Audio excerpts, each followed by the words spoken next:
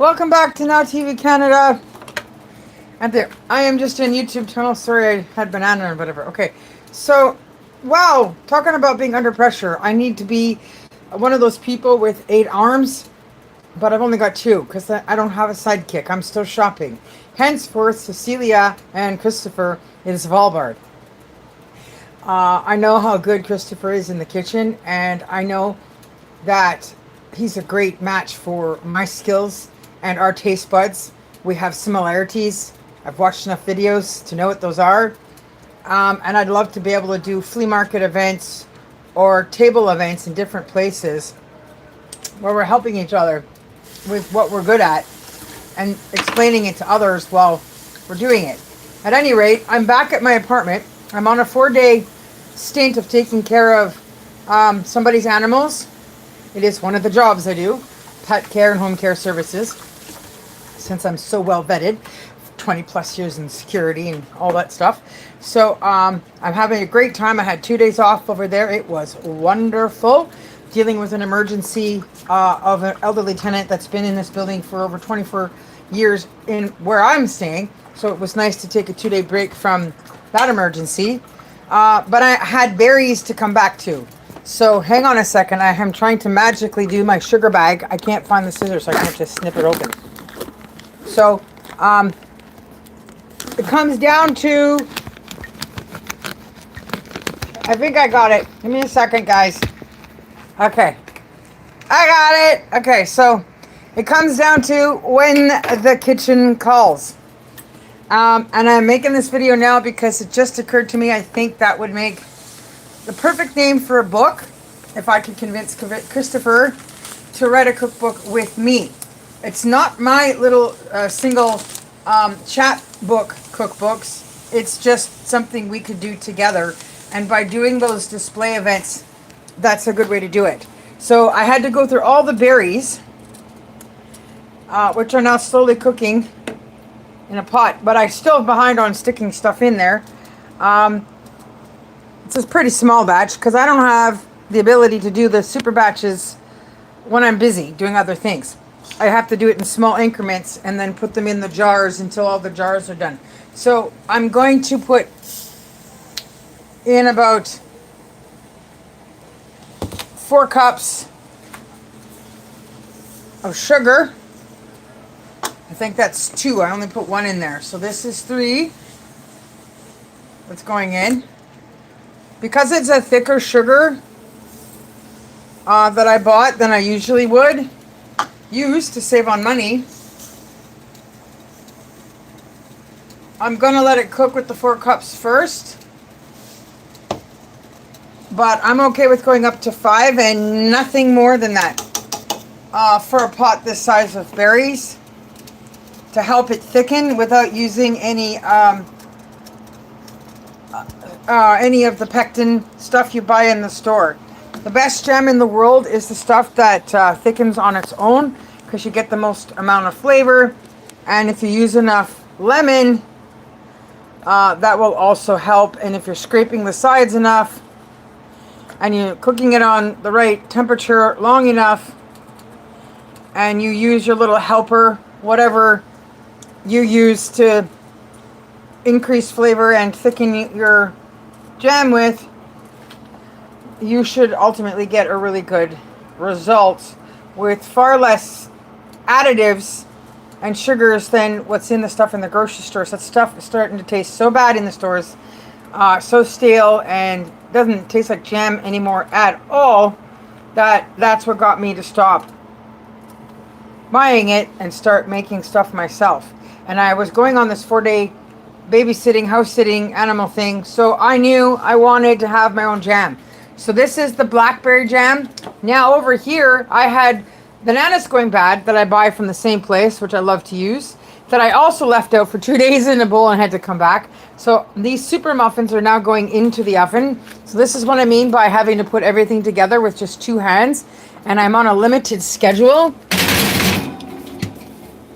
The dog is missing her afternoon snacky poo and her afternoon walk, but she's had so much walk and food time with me, so has the guinea pig, that it's all right. She can manage to till I get back at 5-ish. I had run out of resources for me to eat for the next 2 days. I have to sleep again tonight there and then one more night. So I had to come back, finish making all this so I can pack up more stuff and go back and bring back my dirty laundry and stuff, right? So what I'm saying is with this jam, you would put in 2 to 3 of these wonderful smaller size lemons. Don't get the big, huge, giant ones.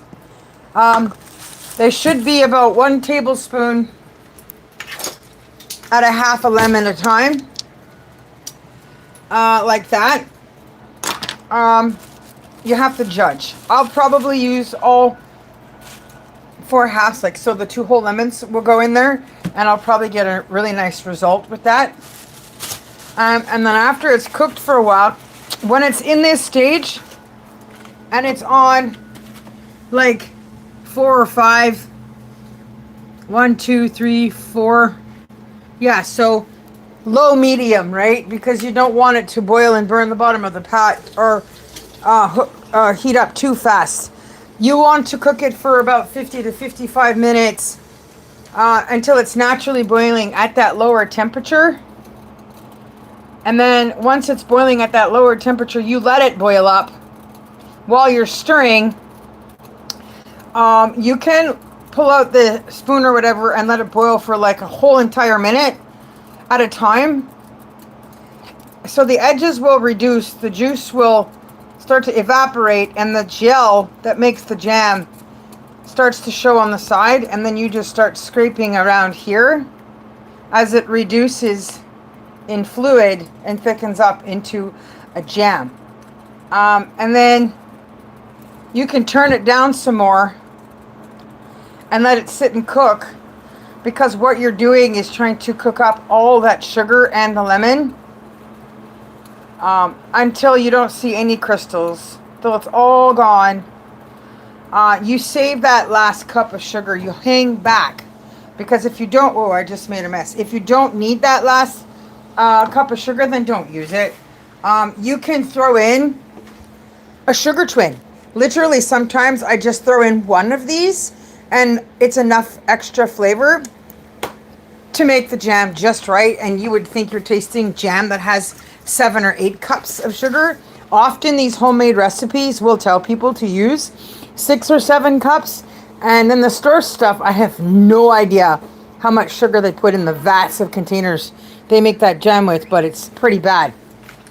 So I am going to also work on doing diabetes, like completely sugar-free jam.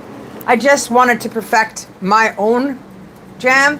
So with these kind of jams, you can add in 1 or multiple options. You can add in some ginger, like a 1/4 teaspoon, or even just a fleck of that.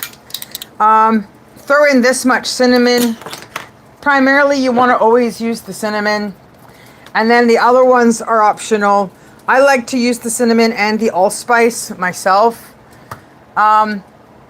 Then there's 5 spices. That's optional. What is the other one? Ginger, allspice, cinnamon, clove, which I don't care for in my jam, but some people might like that taste. The clove might be something you want. So that's what I'm working on. I will do short little videos of things. I'm gonna cut these up, take out the seeds and squeeze them in there, and show people in the shorter clips that the measurements should work out just right, and show you the results of my blackberry jam. And when they all get transitioned into some of these jars in my fridge, I've already got a bunch of the raspberries, and I have some blueberries. I have $25 worth of blueberries going out in the mail already. Well, 1 raspberry, 2 blueberries, a big jar if it was together. And I sold 1 raspberry, and I got some sample jars. Hoping to do a flea market table in the Vancouver market thing. I'll have some hot pot holders and other things that I knit as well.